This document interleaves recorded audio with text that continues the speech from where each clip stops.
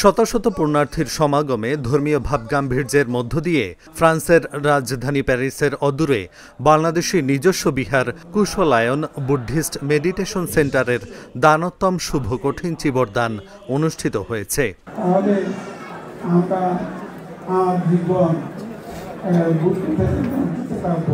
12 October বিকেলে দানোত্তম শুভ কঠিন চিবর দানোৎসব বিহারের নিকটবর্তী সালন দো সাবরিনা মিলনায়তনে অনুষ্ঠিত হয়।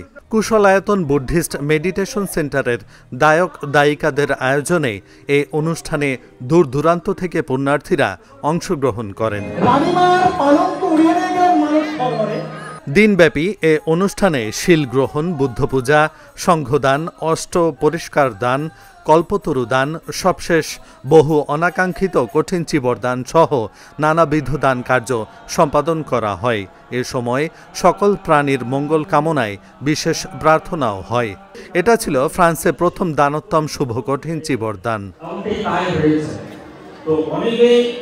বিকেলে বিহারের নিকটবর্তী সালন দো সাবরিনা মিলনায়তনে অনুষ্ঠিত কঠিন চিবরদান সভায় সভাপতিত্ব করেন ফ্রান্স বুদ্ধগয়া প্রজ্ঞা বিহারের প্রতিষ্ঠাতা ও অধ্যক্ষ ভদন্ত প্রজ্ঞাবংশ মহাথের। প্রধান অতিথি হিসেবে ছিলেন ফ্রান্স ধম্মাচাক্কা বিহারের অধ্যক্ষ ভদন্তকে আনন্দ নায়ক থের। প্রধান ধর্মালোচক ছিলেন প্রতিষ্ঠাতা ও পরিচালক ওয়াট থাই জ্ঞান বিরিয়া। কলকাতা বিহারের অধ্যক্ষ ভদন্ত জ্ঞানালঙ্কার মহাথের। বিশেষ ধর্মালোচক ছিলেন ফ্রান্স বিশ্বশান্তি ধ্যান কেন্দ্রের অধ্যক্ষ বিদ্যাবারিধি ডক্টর বরসমধি মহাথের।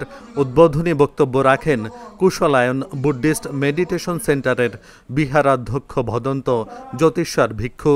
বিশেষ অতিথি ছিলেন বার্মেজ বিহারের অধ্যক্ষ ভদন্ত কুমারা সেয়াদ, ভদন্ত বিজয়ানন্দ মহাথের, ভদন্ত বিমলানন্দ থের, ভদন্ত আনন্দ থের।